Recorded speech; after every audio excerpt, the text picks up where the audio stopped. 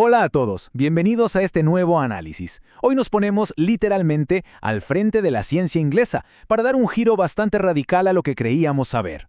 Vamos a olvidarnos por un momento de la típica y pacífica imagen de ese físico bajo un manzano y vamos a sumergirnos en la historia oculta de un hombre que en la cima de su carrera operó como un implacable jefe político, consolidando un poder absoluto tanto en la ciencia como en las finanzas. A ver, casi todos tenemos en mente la misma historia oficial, ¿verdad? Nos pintan a un genio solitario, súper modesto, entregado a sus libros y hasta vegetariano. Pero tenemos que preguntarnos, ¿qué tan real es ese mito de santidad casi ascética si lo comparamos con la realidad histórica documentada de sus últimos años? Bueno, les adelanto que la respuesta es un rotundo no. Los datos nos cuentan una historia muchísimo más fascinante. Para romper esa ilusión de monje ermitaño desde el primer momento, solo tenemos que mirar sus recibos. Estamos hablando de un hombre que vivía rodeado de los lujos de la alta sociedad.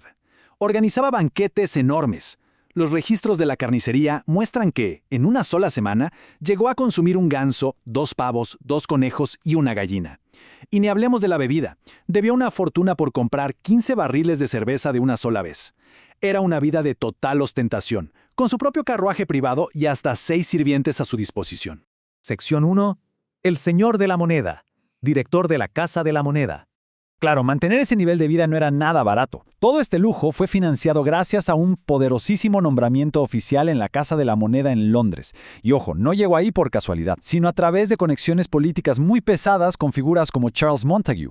Este puesto le aseguraba un ingreso promedio de más de 2.000 libras anuales. Para que se den una idea, esa era una suba francamente astronómica en aquella época, lo que lo catapultó de inmediato a la élite más exclusiva y rica de los funcionarios de la corona. Y no crean que era un puestito de adorno para cobrar un sueldo. Lo asombroso aquí es ver cómo esa misma mente científica brillante se aplicó con una frialdad absoluta en las calles de Londres. Armó toda una red de informantes y espías en los bajos fondos de la ciudad para cazar a los falsificadores de monedas. Con sus informes súper meticulosos, mandó a muchísimos de ellos directamente a la horca, sin mostrar la más mínima piedad, ni escuchar súplicas de clemencia. Sección 2. Tirano de la Royal Society. El control absoluto de la ciencia.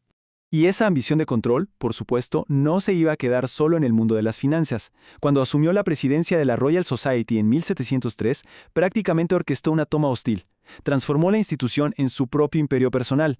Imagínense el nivel de control. Dictó reglas estrictas sobre quién podía sentarse, dónde y cuándo podían hablar. Incluso llegó a prohibir que el mazo para llamar al orden estuviera sobre la mesa si él, el presidente, estaba ausente. Era un tono 100% dictatorial e imperial. Y utilizó todo ese poder acumulado sin dudarlo ni un segundo, para aplastar a cualquier rival que se le cruzara. Un ejemplo clarísimo y bastante triste es el del astrónomo real, John Flamsteed. Le arrebataron el trabajo de toda su vida, un catálogo increíble de 3.000 estrellas y lo publicaron en su contra sin su consentimiento. Esto llevó a Flamsteed a lanzar este grito de desesperación. ¿Toleraría usted que sus enemigos se erigieran en jueces de algo que ni siquiera comprenden? Una verdadera injusticia. Pasamos a la sección 3. La gran guerra del cálculo. La mayor disputa intelectual. Toda esta agresividad y este ego terminaron encendiendo la mecha de la disputa intelectual más famosa en la historia de la ciencia. La guerra total contra Gottfried Leibniz por la invención del cálculo. Para entender por qué las cosas se pusieron tan tensas, hay que comprender esta creencia que dominaba a la élite científica inglesa. Era una filosofía de suma cero absoluta. Los segundos inventores no tienen derechos. No había espacio para descubrimientos simultáneos ni para compartir el crédito. Era ganar o morir. Y acá hay una ironía gigantesca. Fíjense bien.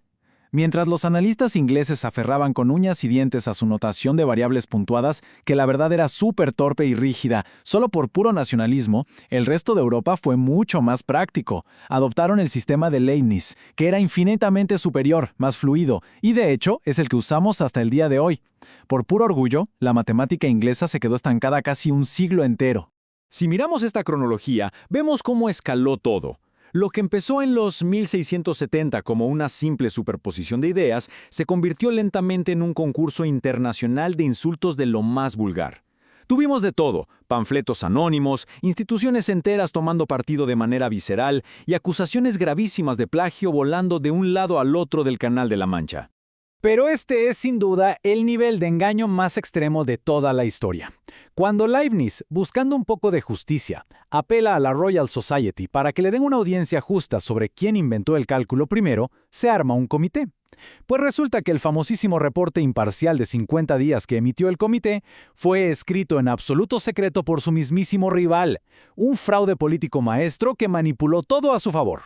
Sección 4. El león y sus garras. El resplandor del genio.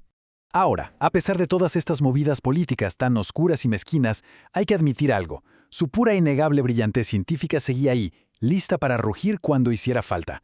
Johann Bernoulli, un matemático brillante, lanzó a toda Europa un desafío dificilísimo: encontrar la curva de descenso más rápido, lo que conocemos como el problema de la braquistócrona.